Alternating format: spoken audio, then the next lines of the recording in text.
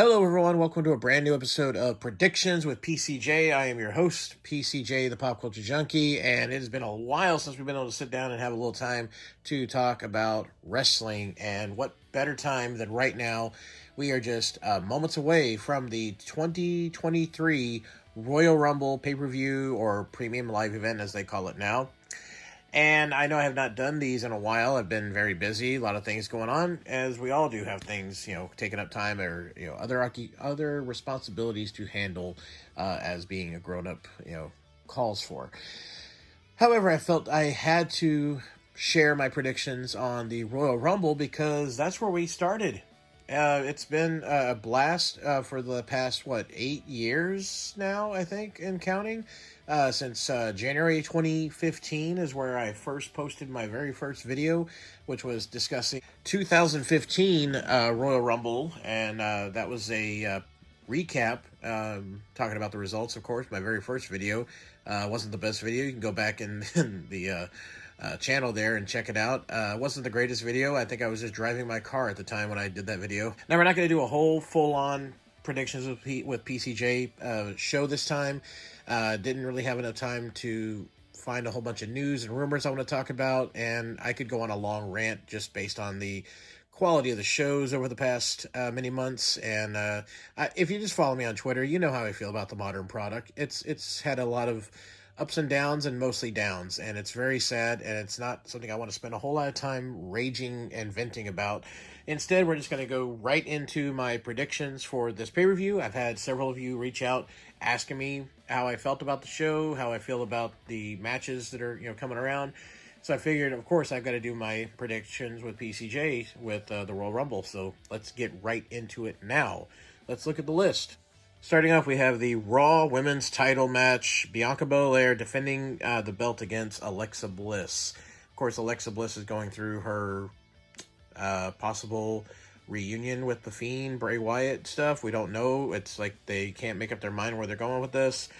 Bianca, for real, she's had this title for way too long. It's completely stale.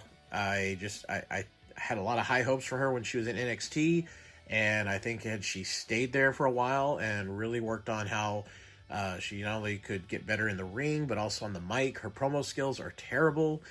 You can tell she's reading a scripted promo every time. None of this is from her. It's all scripted, and she needs help with that.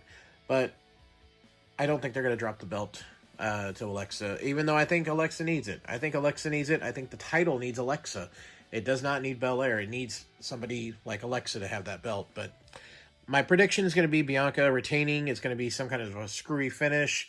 I don't know if Bray or Uncle Howdy is going to show up and help out, but there's a possibility of that. I think it'll be a screwy finish, a DQ, count out, maybe even a draw.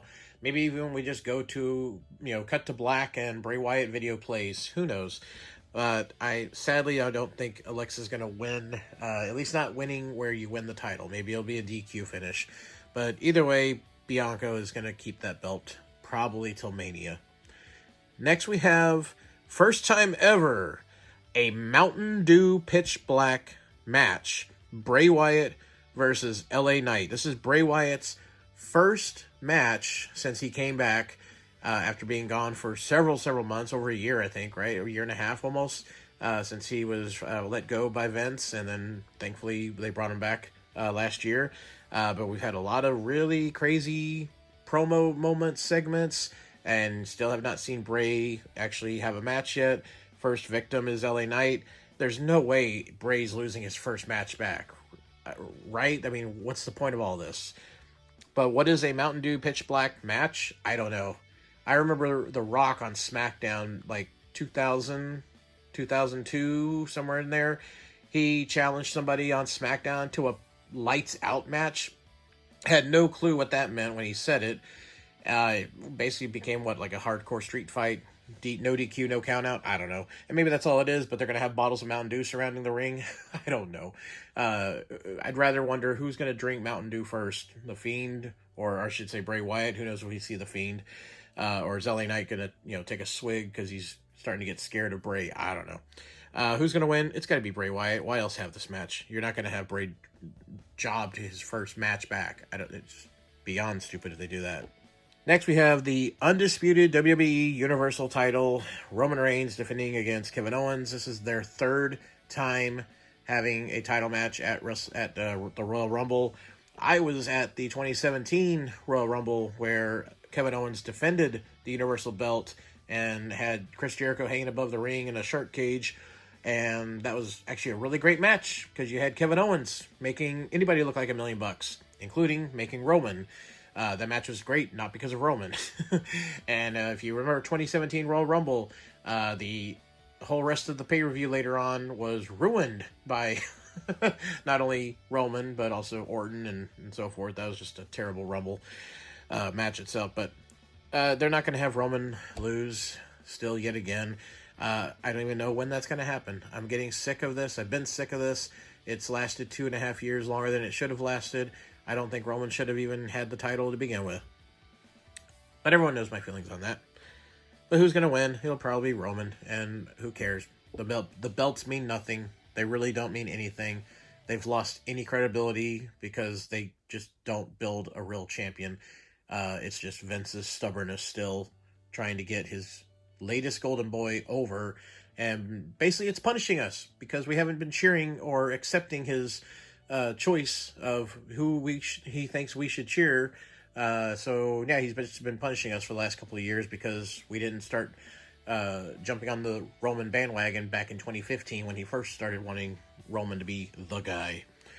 So unfortunately, Kevin Owens is going to go out, do a great job of making Roman look like $1 million again, but still not get a belt. And it's just a crime that Kevin Owens has not had a championship title belt. And I mean champion, like the main top title in forever. He's never had the WWE title, and he held the Universal belt for a while and made it, the only time it made any significant impact of being a good title was when Owens had it. Then we have the Women's Royal Rumble. I think they've only announced maybe a dozen women to be the participants in this. And honestly, it's just going to be, hey, who's backstage? Come on out. You're going to be in the Rumble, because they're very limited on how many women they have. I'm sure we'll get some people from NXT and some legends. Maybe we'll have Lita or Trish show up. I do know Trish and Lita are in San Antonio where the Rumble is taking place. And they're going to be at a wrestling convention that day doing autograph signings. So they're in town. They're going to be local. So they could easily go up to the Rumble match and be a participant in there. But who will we see as the final victor? I think it should be either Bayley or Becky. I think that's who it should be. Chances are they could probably put it on Rhea. I think Rhea Ripley's probably going to be their choice this year, which it's good and bad. It's a new name.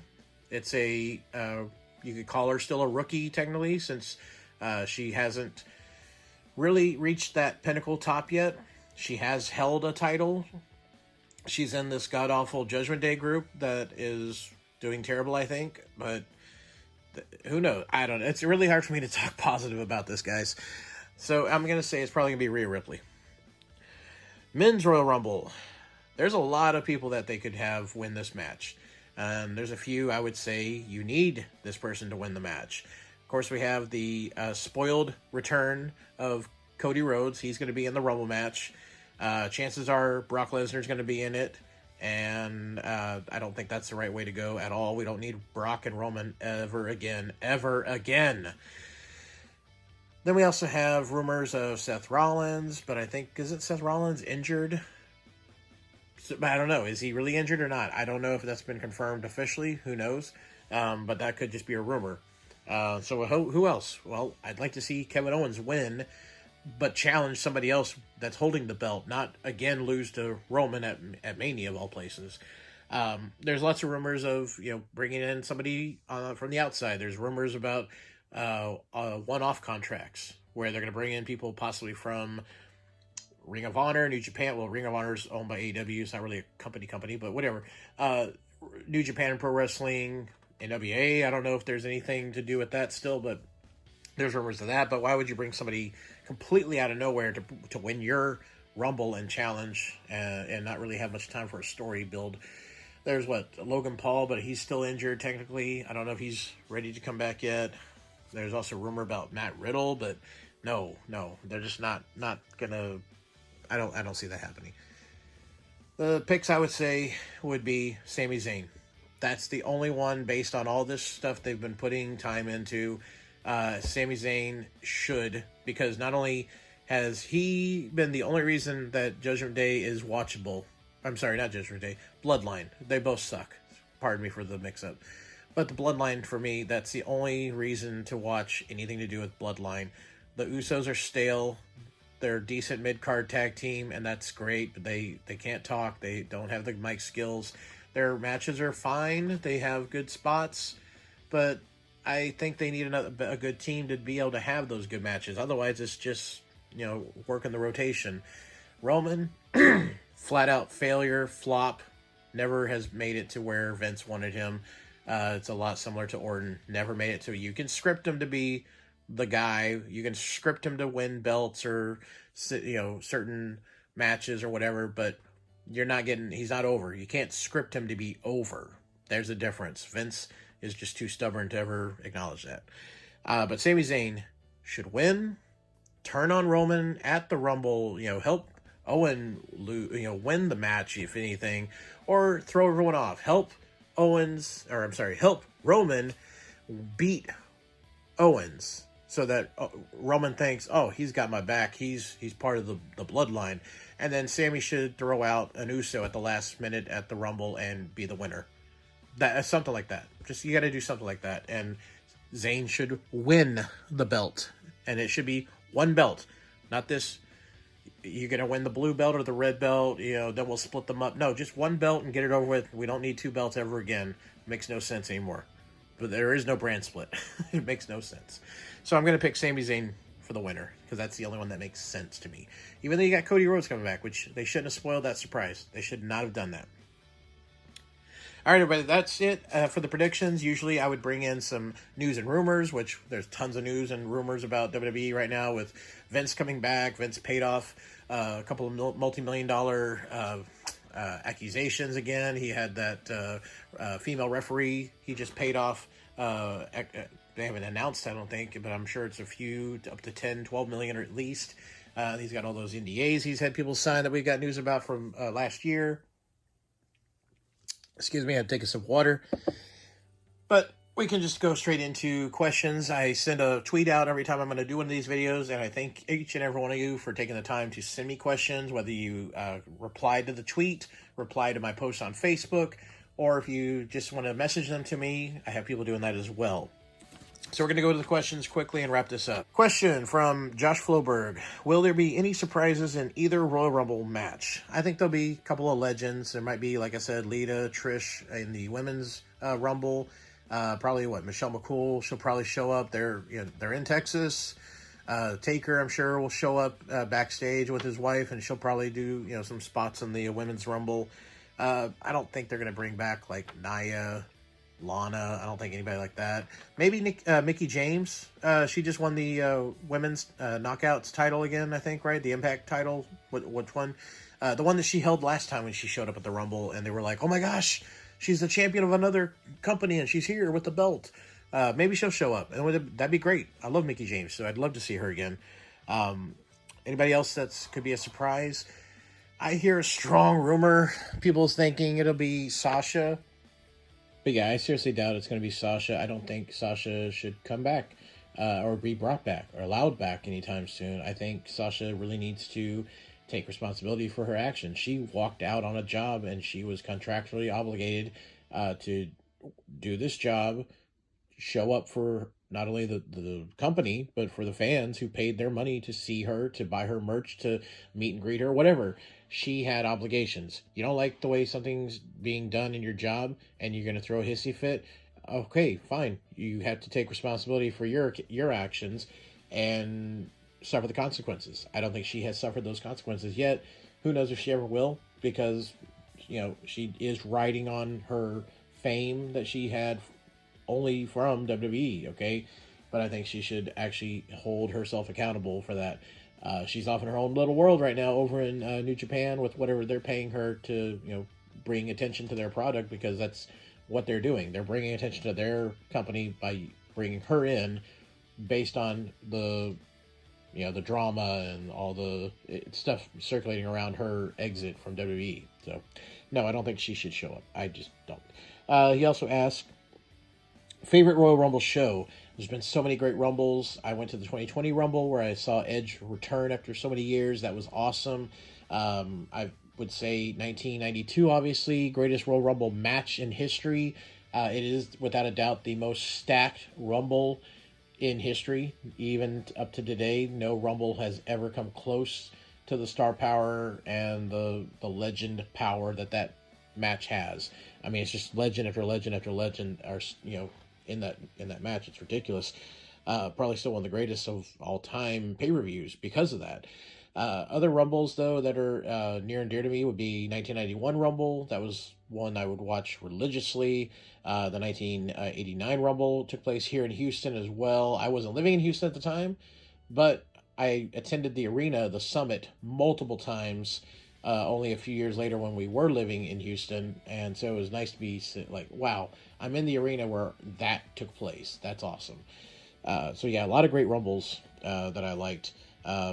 Best opening match in Rumble history, Josh also asked. It's got to be the Rockers against the Orient Express, Royal Rumble 1991. Go watch that match if you have not seen it. It is amazing. Monsters Horde asks, rumors are swirling about one-off contracts and huge debuts. If WWE is going to break the fourth wall, what wrestlers and what companies should they represent? I know there's rumors about Zack Ryder. There's also rumors about Jay White and Sasha Banks from New Japan Pro Wrestling. We'd already talked about Sasha. I don't think that would be wise. I think it would be wise to bring her in for a one-off, just to be like, oh my gosh, guess who showed up? And yeah, it would get attention, it would get some headline buzz and mainstream buzz. But I don't think she should be brought in at the same time, because she, again, should be held accountable. She shouldn't get that spotlight right away. I just don't. Yeah, I don't agree with what she did. I understand there's bad things about WWE, plenty. Okay, I'm on the same playing field there with her about that, but there's ways you'd handle your business, and she did not handle it right. Obviously, everyone's wondering, oh, will we see CM Punk? Will we see anybody else? I don't see it happening, but anybody with AEW, I doubt it. Would like to, but I doubt it. Kitten Hunter asks, Pushfire Barry, Cody wins the Rumble, Roman retains at WrestleMania, or Orton returns from injury? Well, fire Orton right away. Always fire Orton. He can stay gone and never return, and I'm a happy guy. I'm going to bury Roman retaining at WrestleMania, because it's just, who cares anymore? He's flopped, he's failed, it's not going to happen, Vince. Get over it. And push Cody winning the Rumble over that, sure. The Man Called Stan asks, F, Marry, Kill, Mandy Rose, Alexa Bliss, or Gigi Dolan? That's a tough call, but I'm going to say F, Gigi Dolan, kill Mandy Rose, and marry Alexa, because why not? And last question, Razor Capone asks, what was your first favorite wrestling game? That is a super easy question. Or super easy answer. The answer is Pro Wrestling for the NES, Nintendo Entertainment System, the original. That game was awesome. I still play it. I love it. I can't wait to show my son the game and teach him how to play that once he's more familiar with controllers and such. He's still learning about video games, so got a lot to learn there. But that game was awesome. Starman was my go-to. That's the character I used to beat the game. You had to beat the game twice to officially beat the game, and I loved it. I had so much fun with that game. So that was my first one, and then it continued from there with the WWE games, and later on, of course, the No Mercies and WrestleMania 2000s and NWO Revenge and so forth. So yeah, grew from there. I mean, I played Raw and also Royal Rumble on SNES and Sega and so many others. And Saturday Night Main Event, love that. Or Saturday Night Slam Masters, Saturday Night Main Event. Ugh. Although there was an arcade game called Saturday Night Main Event, but it was not connected to WWE. But yes, Saturday Night Slam Masters, also great game. But original favorite was the NES Pro Wrestling. Okay, everyone, thank you so much for sending those questions. Remember to check back. I will be trying to post a spoilers and recap of the results of the Royal Rumble, so stay tuned for that. maybe Saturday night, Sunday sometime I'll be able to post that out there and share with you my thoughts on what they did and did my predictions come true or not? Did we see something unbelievable, or did they just give us more disappointment? Who knows? But thanks as always for joining me for these, and it's great to get back out there sometimes and talk with you guys and share with you my thoughts and opinions on things and hear your feedback. So make sure you leave me comments in the comment section. Make sure you share this out there in your social media. And speaking of social media, remember you can follow me along on Twitter, Facebook, Instagram, and TikTok. I'm on all those. Links are below in the description of the video. Well, hey, if you're watching the Rumble live, if you're watching it on pay-per-view, if you're watching it at a bar, have fun, enjoy it, and enjoy it. It's still the Rumble, and the Rumbles are awesome, so I can't wait to watch it anyways, because you never know what they're going to do. It's just really never know what they're going to do. All right, everybody, have a great weekend, and I'll see y'all next time. This is PCJ, the Pop Culture Junkie, signing out.